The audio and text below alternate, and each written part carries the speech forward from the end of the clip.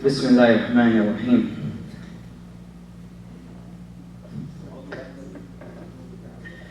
Alhamdulillahi Rabbil Alameen. Wassalatu wassalam ala Sayyidina wa Nabiyyina wa Mawlana Muhammad wa ala alihi wa sahbihi wa sallam. اللهم علمنا ما ينفعنا وينفعنا بما علمتنا وزدنا علما. أعوذ بالله من الشيطان الرجيم. بسم الله الرحمن الرحيم. إن الله يأمر بالعدل والإحسان وإيتاء ذي القربى وينهى عن الفحشاء والمنكر والبغي يعظكم لعلكم تذكرون. Surah Nahl, verse number 90. So Surah Nahl, An-Nahl, Surah number 16, verse number 90. Allah subhanahu wa ta'ala commands to some general principles. And in this verse, Umar bin Abdul Aziz, the fifth rightly guided Khalifa, considered of the Khulafa al-Rashidin, he was the first one to put this into the Jum'ah regularly. He was the first one.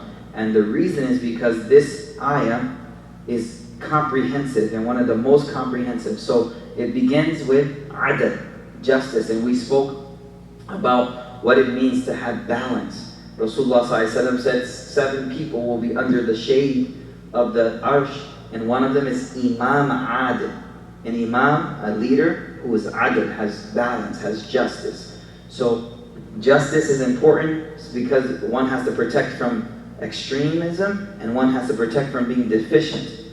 And the best way for us to find adl is by looking at the sunnah of the Prophet ﷺ. This is important.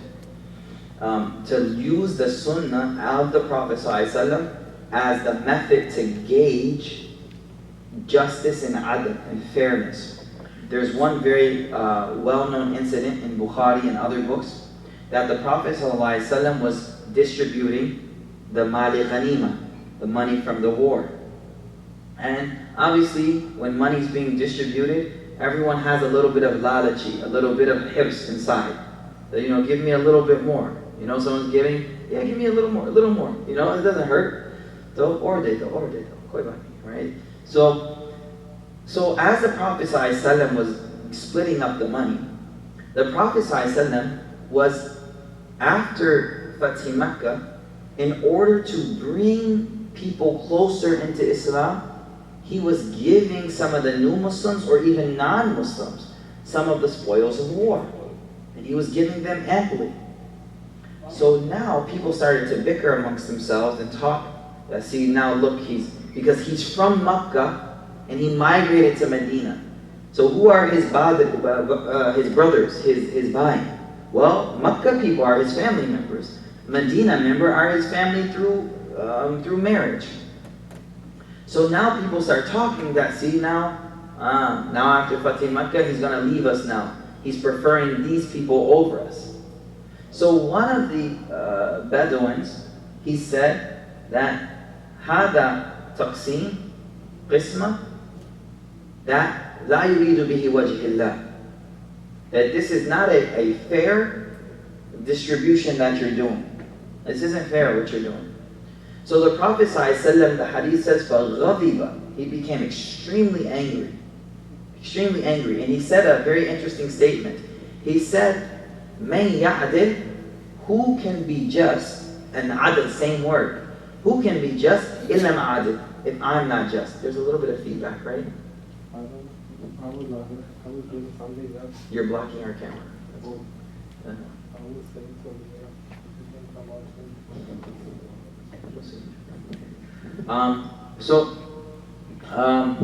No, that's me, turn it off. So the Prophet ﷺ responded to him in a very interesting statement. He said, مَنْ يَعْدِلْ, who will be just, إِلَّا مَعَدِلْ, if I am not just.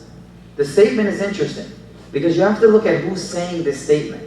He's the Prophet of Allah subhanahu wa ta'ala. He's given a responsibility from Allah to take a paygam, a message, and give that message to mankind. That means if you were to assign someone to do a task for you at work or at home, you find someone responsible. You don't give a job to someone irresponsible. So Allah subhanahu wa ta'ala, choosing His Prophet, Allah knows where He places prophethood. He doesn't arbitrarily pick. So the Prophet ﷺ is saying a very deep statement. He's saying, well, if you can't trust me to be adl and just, then who can you trust? And that's very interesting. So when we talk about adl, understand this point. This is very interesting. When we talk about extremism means you're going away from the middle path. You're going away from the balance. You're going too far to the right. And if we're negligent or deficient, we're going too far to the left. We're coming short of our responsibility. And adl is right in the middle. Some may have the idea that the more I follow the Prophet ﷺ, I'll become extreme. This is the logic. If I follow too much to the Prophet ﷺ, okay, I pray 5 times, then I wake up for Salat al-Qiyam al-Layl, then, I give some extra sadaqah, then I, do all these other sunnahs, then I'm becoming extreme. But the logic is faulty. The logic is faulty. And the reason why the logic, there's a fallacy, is because if he is the epitome of adl, that means the more you follow him, you don't become extreme. Yes, what that means is you have to truly and completely study his life to understand how he was. And not compartmentalize parts of his life that I'll follow this area, but I won't even look at this area at all. Like some of us, we may hold on to certain sunnahs, but then we don't look at how he was at home with his wife and children. Oh, we don't see that aspect. That when he was at home, he was cleaning the house, he was sewing his own clothes, he was doing all those things that hum sochte hai ki ye nahi karenge kabhi bhi. Right? Never. He was a single parent at one point in his life, brothers and sisters. Think about that. He was a single parent raising daughters. Not an easy job. So my point here is, Inna Allah ya'muru bil adl. Allah orders to adl. And I was just explaining that adl, a very good way to find adl, is look at the sunnah, the Prophet ﷺ sunnah, look at that and put yourself, use that as the litmus test to see where you're at. And he's that, and he's the litmus test. If I'm negligent, if I'm extreme from him, this is extreme. Give an example and we'll go forward. There was one time, 3 companions came to visit the Prophet ﷺ and he wasn't home. So they asked Ummahat al-Mu'mineen, they asked one of the wives of the Prophet ﷺ to explain how he was at home. So they explained. And what did they say? The hadith says, كَأَنَّهُمْ تَقَالُوهَا. It was as if they felt, this is comes so much now. They felt it wasn't a lot. This is nothing. So then one of them said, Amma ana, as for me, I won't sleep at night anymore. And another one said, Amma ana, I'm never going to get married. And another one said, Amma ana, I won't, I believe the hadith, I won't eat meat or something to this nature. So and they left. So they felt that the Prophet ﷺ, oh, he's been forgiven, so that's why he takes it so easy. Where I'm gonna go hardcore. When the Prophet ﷺ, he became irate when he found out about this, and he said, "Where are those people? Where are those people?" And then he gave a khutbah. And he said, "Ana akhshakum billah, ana atqakum billah." I fear Allah more than all of you. I have the most taqwa of Allah. But I get married, I break my fast. The other one said, I will fast. I will continuously fast. Yes. He said, I get married, I eat sometimes and I don't fast, and I sleep at night sometimes. I sleep at night. So he is using himself as the yardstick for parakna, to judge yourself, where we are. So we, again, attaching yourself to the sunnah does not make you extreme. Coming away from the sunnah. Now, the interesting thing about extremists, if you look at most of their lives before they became extreme, they weren't attached to the sunnah. They were very negligent. So now in order to compensate for all the negligence, they're like, I gotta do something big for Allah. And now there they do some crazy stuff. Where if they had just in the beginning attached themselves to the sunnah, which is a darmiyani, it's in the middle, then they would be fine. But you see them, they're in clubs, they're doing all this crazy stuff, like this guy's, what's wrong with him? And then all of a sudden he does this thing, because he has to do something for Allah. So the key, the solution to that is connecting with the Prophet and realizing that holistically following him. Don't compartmentalize part of his life. Some people just like to look how he was at the masjid, and when they go home, he's badmash, right? He goes home, he's a khabis. He goes home, he's a horrible person at home. But at the masjid, oh, mashallah, he follows all of the sunnah. No, holistically look at the Prophet ﷺ's life. Okay? So, subhanallah, we spent time on adl. Inna Allah ya'muru bil adli wal ihsan. Allah orders the adl, ihsan. We spoke about that last halaqah. Wa ita'i dhil qurba. And to give charity. Now, when we give charity, who do we begin with? Begin with those people who depend on you and those people who are your relatives. That's the first place sadaqah goes. First place sadaqah goes. That those people who depend on you. وَابْدَأْ بِمَا تَعُودْ. The Prophet ﷺ said, begin with those who depend on you. Then you go to relatives. Then you go around into the community. But it begins with ati del qurba. Then, so these are the three things. Adl, which is justice. Ihsan, we explained ihsan in detail. Ihsan is a higher level than adl. Ihsan, it takes time to explain. We did that in our last halaqah. Then itai del qurba is charity. The next thing. Then Allah prohibits you from what? Fahsha. Fahsha means fahish. Fahish. If you know Urdu, you know what it means. If you know Arabic, it means fahsha. It means indecencies, obscenities, lewd acts. Things that are Allah prohibits that. Wal munkar. This word is interesting. Munkar means evil things, bad things. But the word itself actually means something that is غير معروف. غير معروف.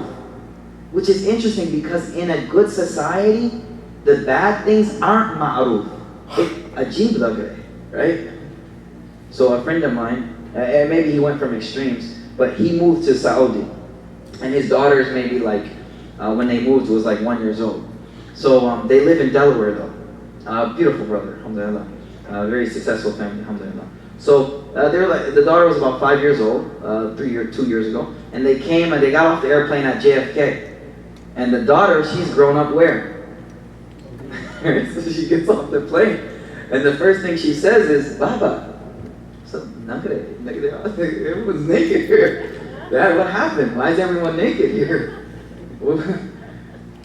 She was in such an environment, maybe hyper, maybe over, right? But my point is that if we keep a good environment, and I'm not idealizing the Saudi setup, but I'm just saying, for an example, that when we live in a good society, then our children keep that Salim Fitra, and Ajib looks Ajib, right? Certain hairstyles, to me and you, we say, Ajib, Ajib. But to them, it's not Ajib. So the word munkar actually means Ajib. So that's just something to think about when we raise our children, and ourselves too. We live in this environment so much that doesn't look Ajib anymore. Pasanda. Forget Ajib. He's starting to like how it looks. Wal baghi. Baghi is rebellion, rebelliousness. So this is something that should be suppressed as much as possible. This desire to just rebel against it. And society is based on order and this understanding that there's a hierarchy, that I have to listen to someone. That's how families work, that's how school, that's how military works. This understanding. So baghi is a rebellion. Allah subhanahu wa ta'ala prohibits any type of rebellion against any type of system. Keep the order. Keep the order. يَعِيدُكُمْ لَعَلَّكُمْ تَذَكَّرُونَ. Allah subhanahu wa ta'ala admonishes us so that we may be reminded and take heed. So this is considered the comprehensive ayah. This is the verse that we hear in every Jummah. And like I said, Umar bin Abdul Aziz was the one who began using that. Okay, just for time's sake, the next verse that we're going to look at is a verse we read yesterday.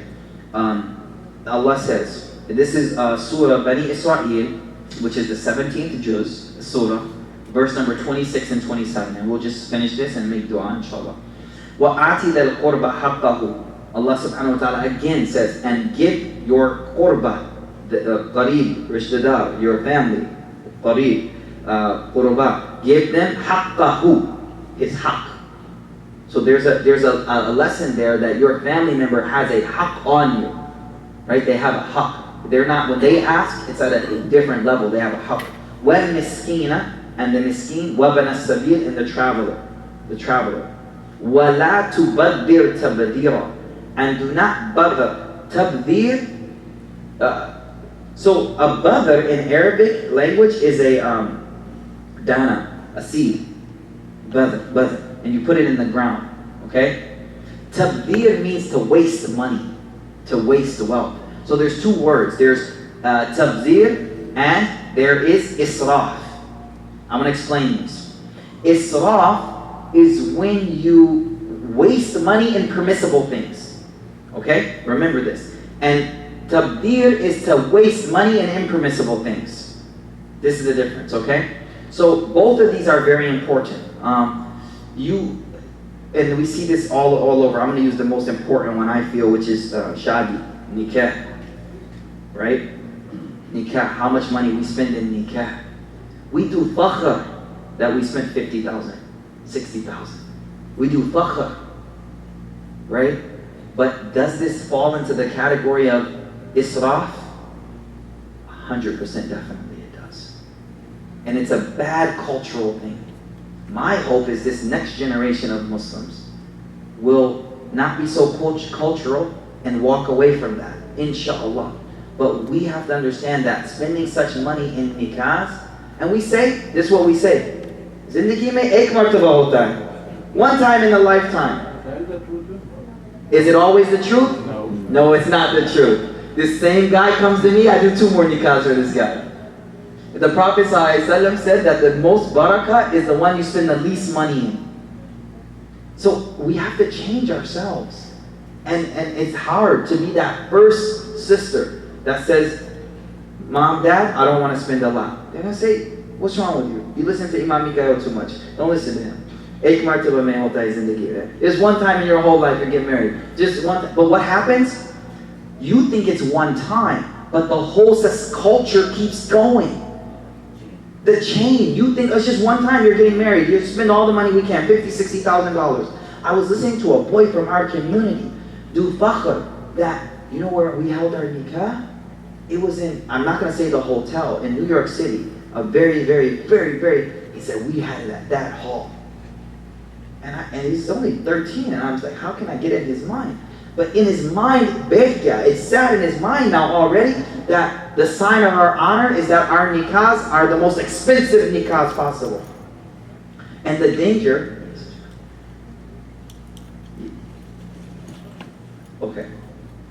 No, we're going to actually make dua outside today. Today, yes. I had a special request to make dua outside today. So, please, we need a whole halaqah and a talk just on this topic of wasting money in nikahs and other cultural events. But take to heart the idea that simplicity is something that is commendable and recommended, and that is what adds blessing to the nikah. That is something, that money can be used for so many things. The Prophet ﷺ said the worst food, the worst walima, is the walima where you invite people that don't even need the food.